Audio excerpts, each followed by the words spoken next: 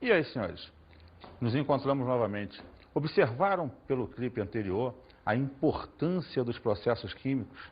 Reações que novamente observamos acontecem muito rápido e outras que são bem mais lentas. Daí a importância de complementar algumas ideias a nível desse controle. Mais ainda porque hoje a gente tenta não só a cinética estudar a velocidade, mas possibilitar também entender o mecanismo de funcionamento dessas reações. Hoje a gente vai bater um papo sobre justamente como controlar esse funcionamento da reação. Sendo assim, estudaremos hoje Cinética Química, parte 2. Para tanto, escolhi começar te mostrando um dos mais importantes eventos que nos levaram a pensar em conseguir controlar cada vez melhor hoje as reações químicas. Observe esse texto que se segue. O cientista Ahmed Ghazouel, em 1999, recebeu o Prêmio Nobel de Química por obter a imagem de uma reação química em andamento, incluindo o estado de transição, complexo ativado, hoje chamado de fentoquímica, assim como a compreensão da ação dos catalisadores. Olha que fascinante. Esse cara conseguiu observar uma reação como ela realmente acontece. Imagina você pegar um recipiente, colocar aqui dentro 2 ou 3 substâncias diferentes e ver molécula por molécula reagindo. Coisa que ninguém até então conseguiu fazer. Coisa que até hoje a gente imagina como acontecia. Esse cara conseguiu mostrar isso, fazer com que a gente percebesse como realmente isso acontece. Ele usa uma unidade de tempo, chamado femtosegundo, que equivale a uma fração do segundo igual a 10 elevado a menos 15 segundos. Perceba, esse cara conseguiu revolucionar o estudo da reação química e levou-nos a acreditar em conseguir de melhor forma controlar o procedimento de reação, fazê-la ser mais rápida, torná-la mais lenta ao nosso bel prazer. Ele criou essa fentoquímica que hoje estuda não só as reações elementares, como também a ação dos catalisadores sobre a reação e mais, o mecanismo de funcionamento da mesma. Isso é fundamental para que você consiga o controle sobre ela. Entender a fundo o que até hoje a gente imaginava que era mais ou menos assim. Observa, agora a gente vai dar uma puxada para olhar como ocorrem as reações, como é feita a ocorrência dessas reações. Vamos ver então as condições para a ocorrência de uma reação. Observa que o mais importante é entender que toda reação depende dos reagentes e que esses reagentes têm que quebrar as suas ligações para então ela acontecer e possibilitar a formação de novas substâncias. Ela então depende de alguns fatores em si. Em primeiro lugar, a natureza dos reagentes. Observe que se não houver afinidade entre as substâncias, não vai haver reação, porque essa afinidade é o que vai facilitar ou não a quebra das ligações. O contato entre os reagentes. Esse contato é fundamental. Sem o contato, não vai haver transferência de energia, que vai facilitar a quebra dessas ligações. E lembre-se, ligações são fundamentais para desenvolver a ideia da velocidade da reação, pois se ligações são mais fortes, a velocidade vai ser mais lenta, porque eu tenho que quebrar mais ligações, elas são fortes, e por aí vai a ideia da velocidade. E, finalmente, as colisões entre as partículas reagentes. Veja, é muito importante que essas colisões sejam favoráveis. Repara você que se você bate uma molécula contra a outra de raspão, você não transfere energia suficiente para quebrar ligações. Mas se você bater frontalmente uma molécula contra a outra, a quantidade de energia que você vai trocar é muito maior. É igual pegar os dois fusquinhas lá, bateu de raspão, só amassou o paralama. Agora bate de frente a uma boa velocidade. O estrago será muito maior. Estrago causado pela transferência de energia para ambas as moléculas. Logo, você vai pegar e quebrar com mais facilidade as ligações químicas. Repara, nós trazemos da teoria das colisões o que? Quanto mais colisões houverem entre as moléculas reagentes, maior será a velocidade com que aquilo vai acontecer. E lembra de uma coisa importante que a gente vai usar daqui a pouco: calor. Calor é fundamental no seu processo. E o calor, lembre, sempre se transfere da onde está em maior quantidade para onde está em menor quantidade. Observe nesse quadro algumas orientações possíveis durante a colisão. Veja no primeiro caso que essa é uma orientação desfavorável ou não efetiva. A colisão não é efetiva e não ocorre reação. As moléculas se chocaram e voltaram da mesma maneira que estavam antes. Não houve formação de novas substâncias. Olhe no segundo. A orientação também é desfavorável. Elas se chocaram e voltaram sem haver nenhuma transformação. Essa colisão é não efetiva. Logo, não ocorre reação. Já no terceiro, as moléculas, ao se chocar, enfraqueceram suas ligações e formaram um novo composto. A orientação foi totalmente favorável. Logo, a colisão pode ser efetiva e, com certeza, vai formar novas substâncias. Logo, a reação ocorre. Compreendeu, então, o que ele chama de orientação efetiva? O que realmente vai promover a quebra das ligações nas moléculas reagentes e automaticamente a formação de novas substâncias diferentes das iniciais, as quais vamos chamar de produtos. Isso é muito fundamental no processo. Repara que, compreendendo como elas ocorrem, agora podemos verificar os fatores que influenciam a velocidade dessa reação. O primeiro fator que estudaremos é a natureza dos reagentes. A natureza dos reagentes está associada à ideia das ligações químicas. Observe você que quanto mais fortes forem as ligações, maior é a quantidade de calor que você vai gastar para quebrar essas ligações. Isso significa dizer que você tornará a velocidade mais lenta, porque ela vai gastar mais tempo quebrando ligações. Isso vai dificultar necessariamente o funcionamento da mesma.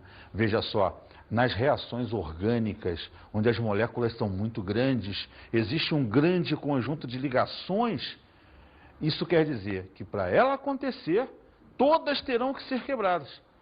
Isso torna as reações orgânicas extremamente lentas, processos demorados, que você nem sempre tem um grande aproveitamento, devido a essa grande necessidade de quebra de ligações.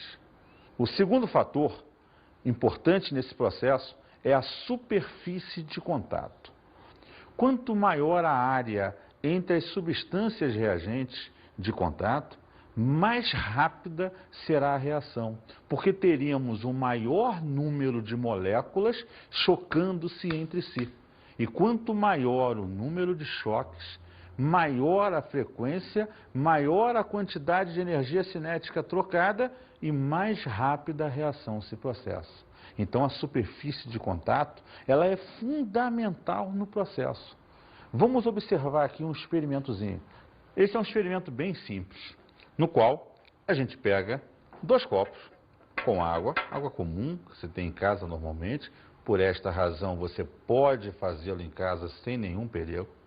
Eu vou pegar a mesma substância, bicarbonato, mas vou pegá-la em 2 formas usuais, vendidas hoje em quaisquer farmácias que você fizer.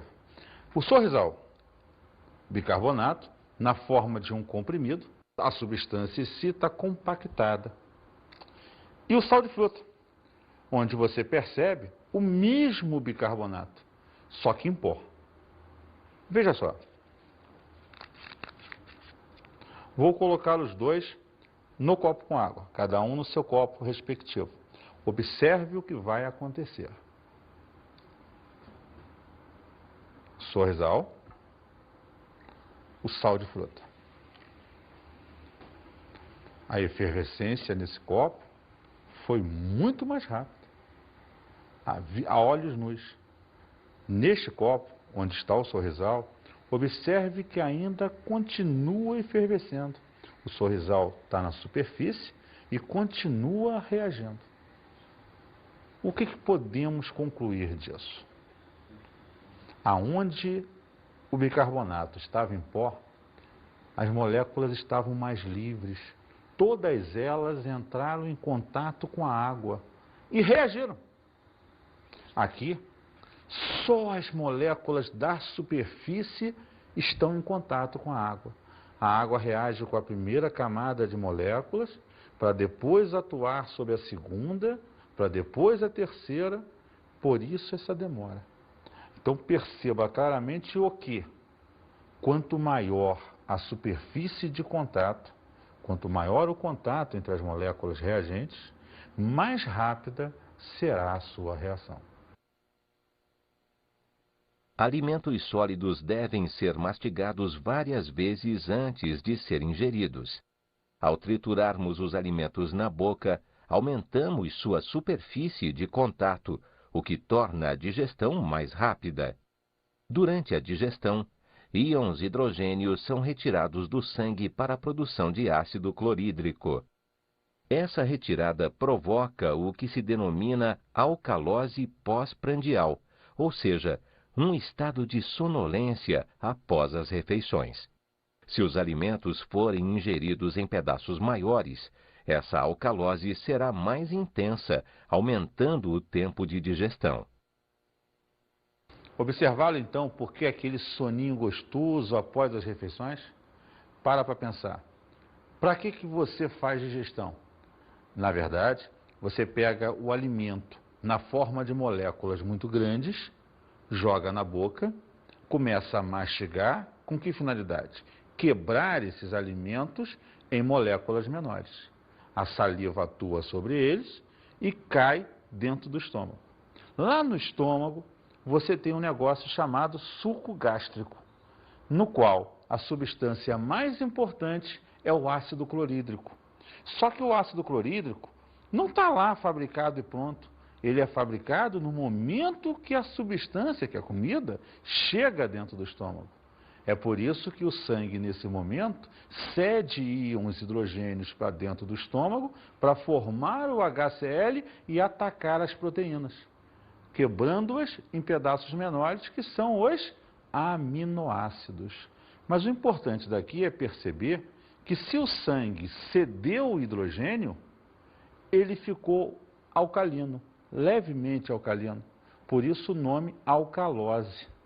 Porque o sangue alcalino, ele fica desregulado e precisa roubar de outros lugares substâncias para recompor o meio inicial. Nessa situação, você se sente mais fraco e leva a sonolência a ocorrer. Não sabia que aquele sono depois do almoço tinha um nome tão pomposo. Alcalose pós-prandial. Isso, Gotinha, é o nome chique do processo. A alcalose é a principal parte desse nome, que determina que o teu sangue ficou levemente alcalino. O pH foi deslocado para o meio mais básico. Temperatura. Esse é o terceiro fator. A temperatura significa a medida da agitação térmica das partículas de uma mesma substância. Ou seja, envolve diretamente a ideia do calor. O calor é que, passado as moléculas, sempre da onde tem mais para onde tem menos, é que faz com que as moléculas se agitem mais ou menos. Medir essa agitação é que o termômetro faz. E mede com isso a ideia da temperatura. Só que para o teu raciocínio. Se você vai dar calor, se você vai aumentar a agitação, consecutivamente aumentar a temperatura, você vai fazer com que as moléculas, ao se agitar mais, se choquem mais. E se vão haver mais choques, vão quebrar mais ligações. Isso então vai tornar a velocidade da reação mais rápida, exatamente. Vamos fazer um outro experimentozinho aqui, rápido também, para você perceber como funciona essa ideia da diferença da velocidade da reação em função da temperatura. Veja só, esse também é um experimento que nós podemos fazer em casa, com tranquilidade. Veja só, eu tenho aqui duas garrafas térmicas, uma com água quente e uma com água gelada. Colocamos então a água quente em um dos copos.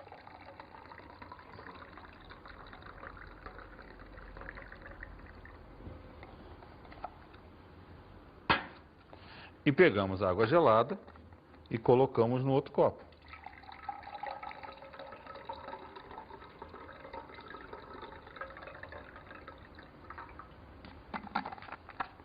Vou pegar aquele mesmo sorrisal do experimento anterior. Bicarbonato de sódio na forma de um comprimido. Observa aqui. O que eu espero que aconteça aqui pelo que eu acabei de te dizer? Se essa água está quente, as suas moléculas estão em maior agitação. O que vai, quando o bicarbonato entrar, facilitar a reação. Logo, eu espero que essa seja uma efervescência mais rápida. Ao contrário daqui, que se a água está gelada, as moléculas estão em menor agitação e devem demorar mais para efervescer. Será que isso vai acontecer? Tchan, tchan, tchan, tchan. Vamos lá.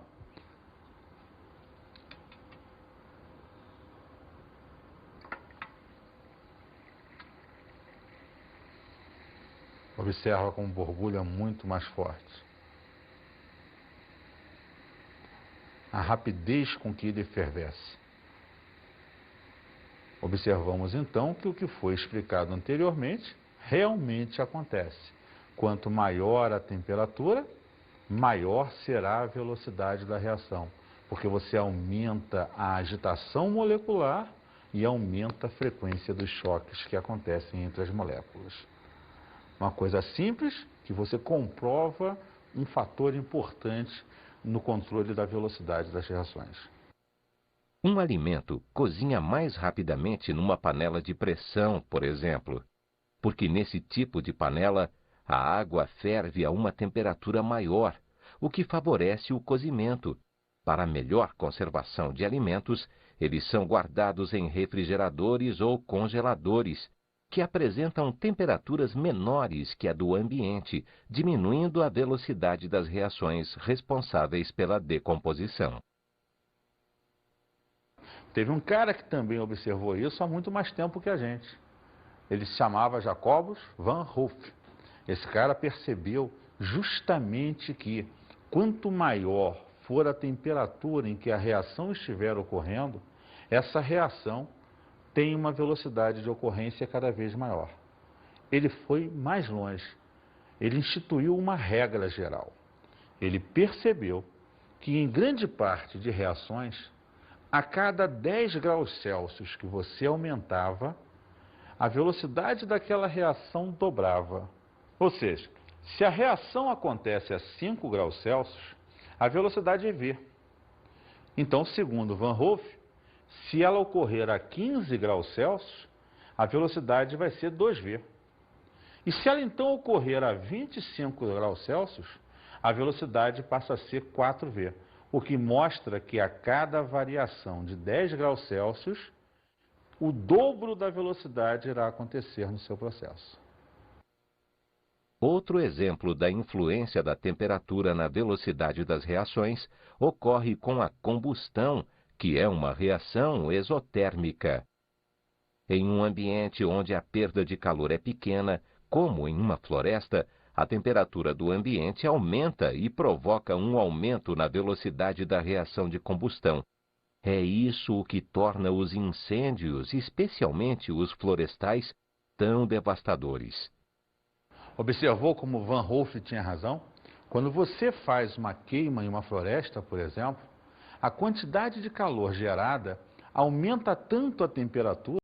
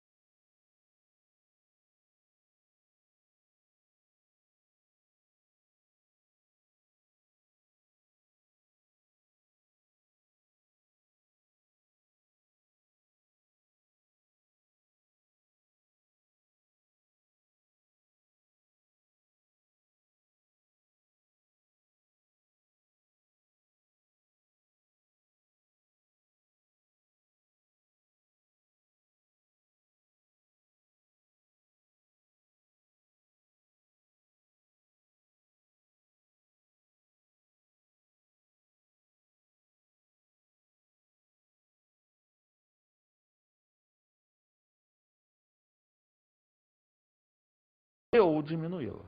Veja só, catalisador é uma substância que, quando entra no processo, faz com que, com a sua presença, você não precise de tanta energia para aquele processo acontecer.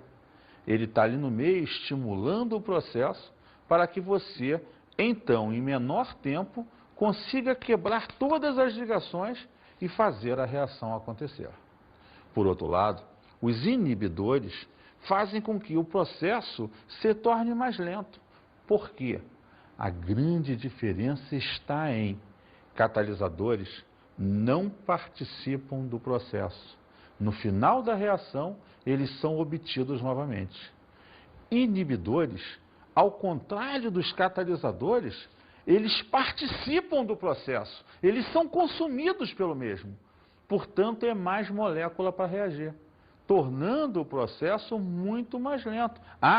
E aumentando a energia de ativação em geral.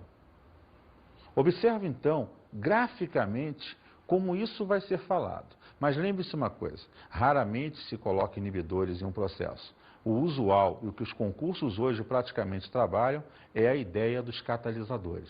Essa é fundamental. Então vejamos, vem comigo. Essa é uma reação que aconteceria normalmente. Os reagentes, fornece-se uma energia para esses reagentes, eles reagem e formam produtos. Porém, a adição de um catalisador faz com que você necessite de menos energia. Então, o pico da reação se torna menor. Porque, lembra? Já estudamos num outro capítulo isso. Energia de ativação é a energia necessária para que uma reação se processe. Ou seja, para que as suas ligações sejam quebradas. Voltando ao gráfico, quando a reação é sem catalisador, o pico dessa reação é muito maior. E se a reação é com catalisador, o pico é muito menor. E guarde, quanto menor a energia de ativação, mais rápida é a reação. Observe então esse texto que se segue. Ele complementa a ideia da adição de catalisadores a uma reação química.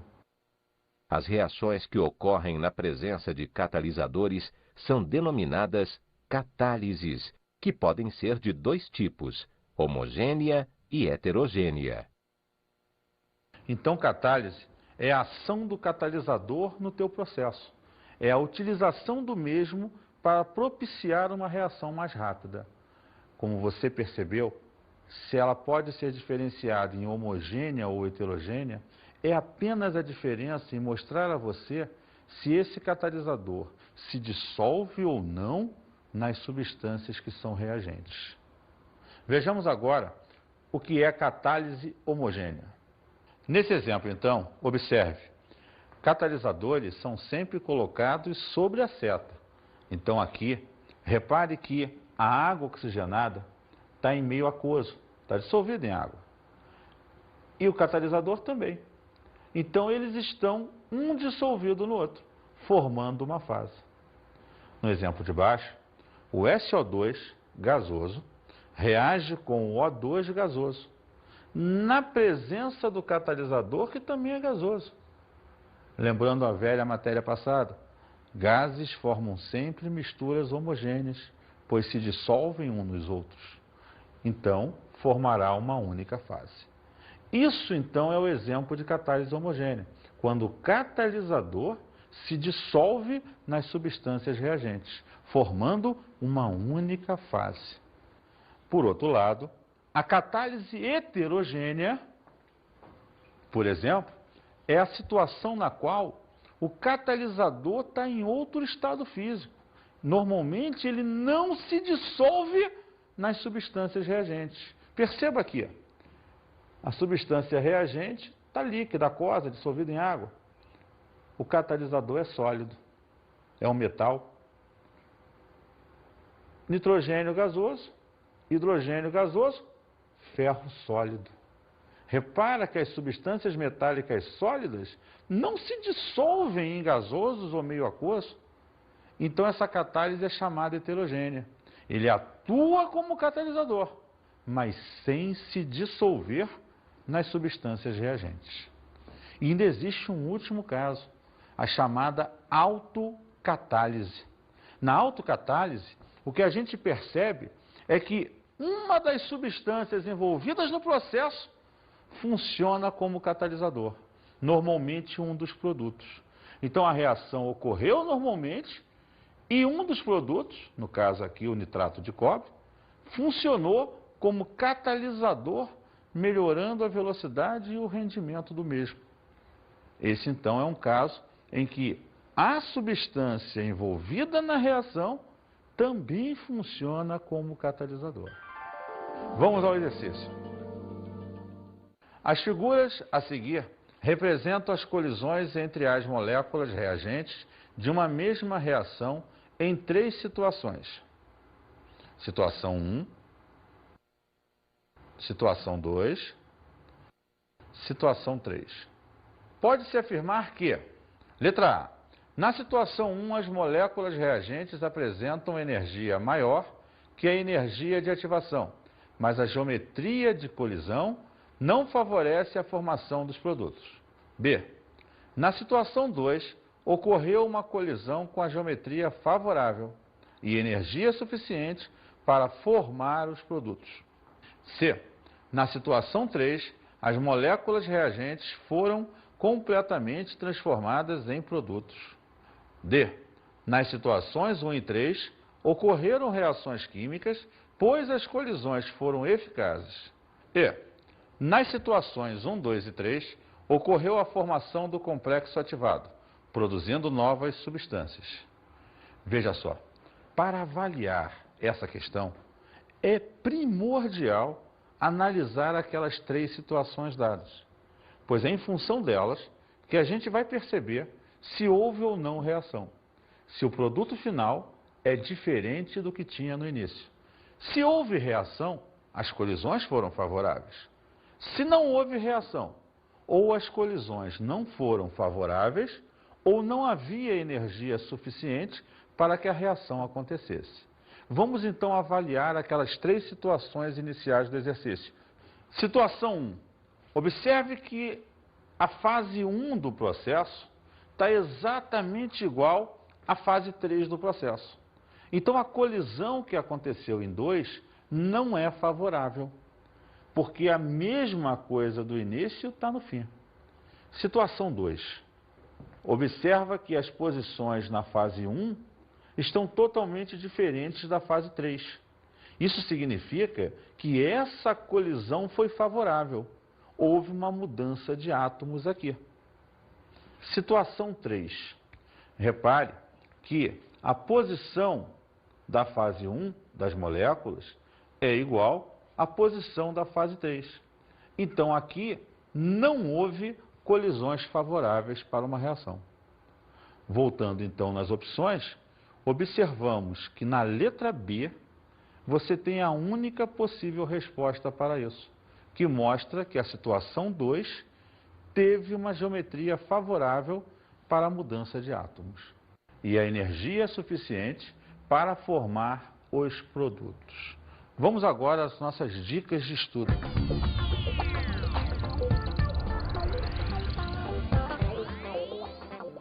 A minha dica de estudo hoje para você é que você faça uma rápida pesquisa, a nível de internet, por exemplo, a nível de alguns livros que você pesquisa, sobre reações e fenômenos que acontecem ao nosso redor, que sejam ora rápidos, ora lentos, pequenos experimentos como nós mostramos hoje, que você possa comprovar a diferença entre um processo acontecer mais rápido e outro mais lento.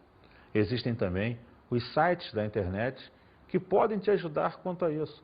Basta digitar no KD, no Google, esses sites tradicionais em que você pode digitar lá reação química, cinética e obter alguns textos muito interessantes para a sua vida. Um grande abraço e até a próxima oportunidade.